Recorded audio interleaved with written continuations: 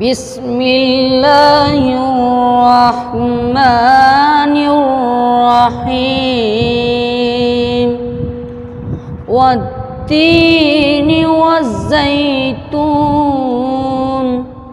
وطور سينين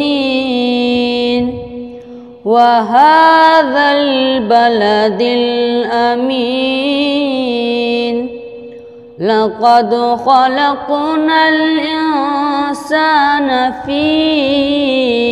أحسن تقويم ثم رددناه أسفل سافلين إلا الذين آمنوا وعملوا الصالحات فلهم أجر غير ممنون فما يكذبك بعد بالدين أليس الله بأحكم